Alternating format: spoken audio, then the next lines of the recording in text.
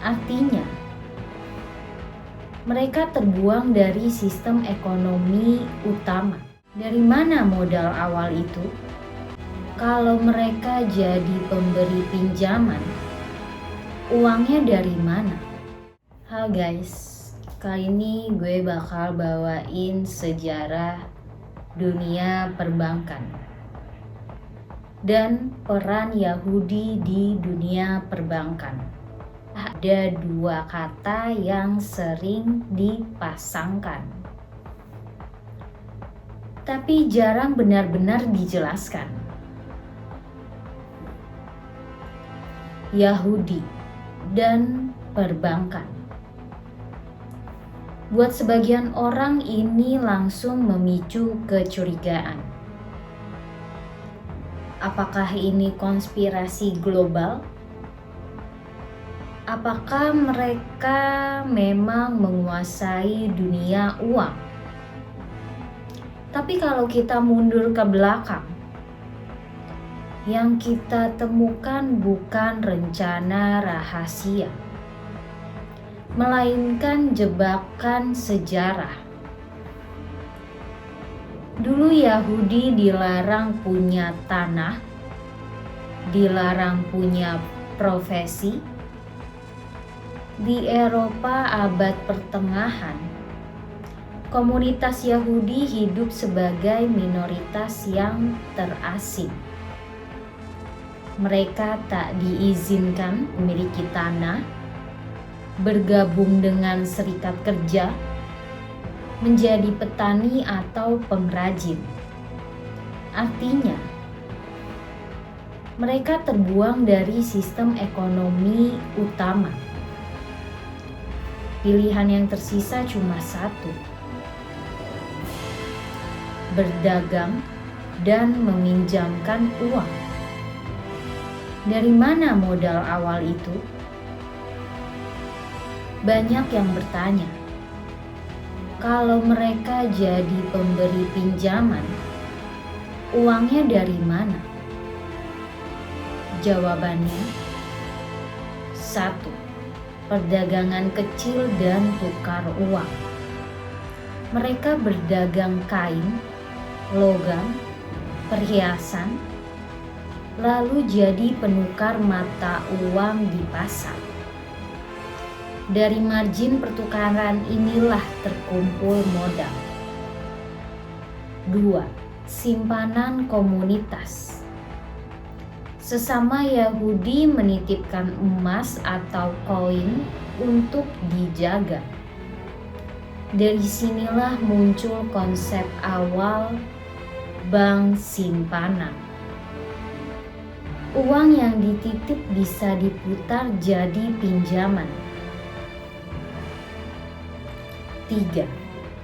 Pinjaman ke bangsawan dan gereja. Raja dan biara butuh dana besar untuk perang atau proyek. Yahudi yang punya modal cair bisa mengumpulkan dana dari komunitas lalu menyalurkan dalam jumlah besar. 4. Efek rantai. Sekali berhasil memberi pinjaman, modal mereka bertambah. Reputasi membuat mereka makin dipercaya untuk transaksi berikutnya. 5. Mobilitas. Karena sering diusir, mereka terbiasa membawa kekayaan dalam bentuk emas dan perhiasan. Kekayaan cair inilah yang mudah dipinjamkan kembali. Tapi, yang jadi bankir atau pemberi pinjaman cuma sebagian kecil. Sebagian besar tetap pedagang kecil, tukang, atau miskin. Jadi dominasi mereka di sektor perbankan itu lebih karena mereka terlihat menonjol. punya akses ke kerajaan dan bangsawan. Di Eropa abad pertengahan, gereja melarang riba. Dalam doktrin Kristen abad pertengahan, memungut bunga dianggap dosa besar. Artinya, umat Kristen dilarang menarik keuntungan dari pinjaman. Tapi kenyataannya, ekonomi tetap butuh aliran uang.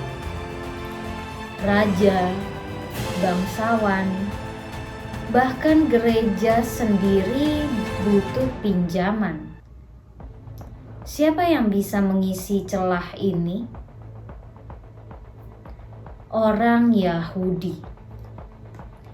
Karena mereka tidak terikat larangan gereja.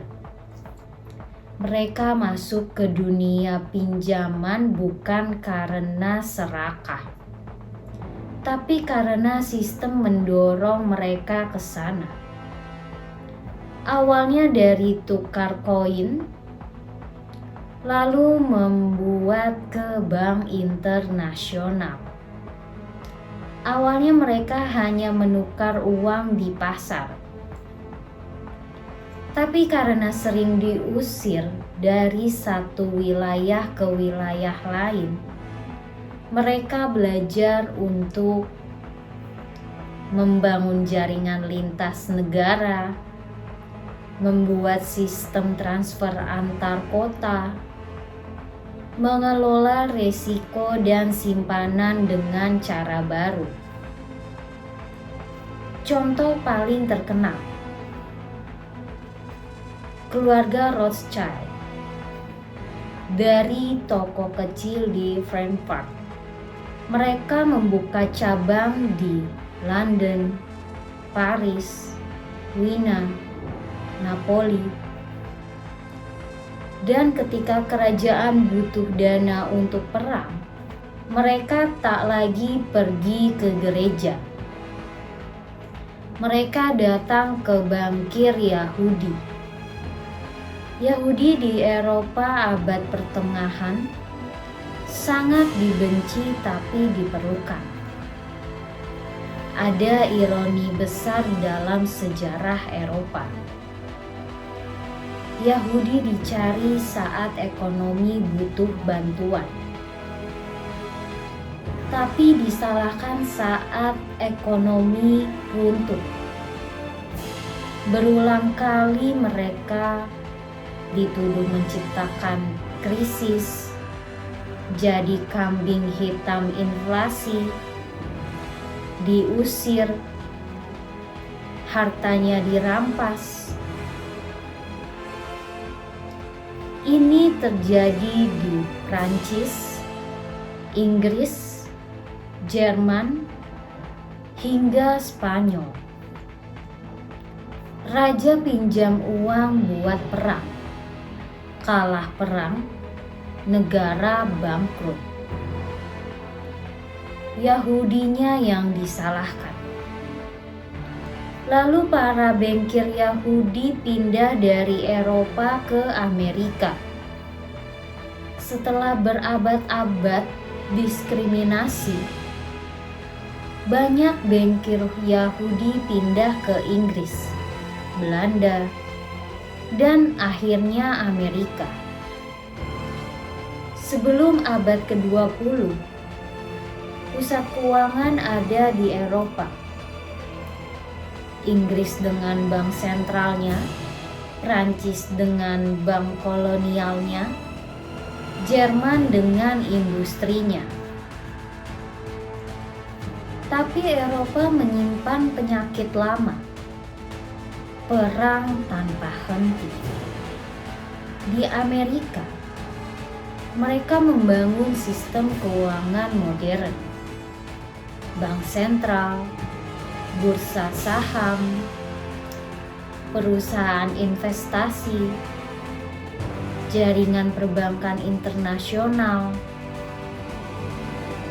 Nama-nama besar lahir dari sejarah panjang ini. Rothschild, Warburg, Lehman, Goldman, Kuhn, Loeb & Co. Ini bukan soal genetik, ini soal sejarah. Mereka tidak lahir langsung jadi banker. Mereka tidak berkonspirasi dari awal. Yang terjadi adalah sistem memaksa mereka ke satu sektor. Mereka bertahan, mereka berkembang, mereka wariskan ke generasi berikutnya. Selama ratusan tahun bertahan di dunia keuangan, mereka jadi ahli, bangun kepercayaan, kuasai jaringan lintas benua, dan akhirnya dominan. Ironisnya, profesi yang dulu dianggap hina, pemungut bunga, penghisap darah, kini justru jadi simbol sukses dan dambaan mertua. Karena uang tak pernah memilih agama, suku, atau ras. Jadi, kenapa dunia perbankan dulu didominasi Yahudi? Bukan karena mereka menguasai dunia, bukan karena teori konspirasi, tapi karena diskriminasi memaksa mereka ke sektor yang ditinggalkan mayoritas.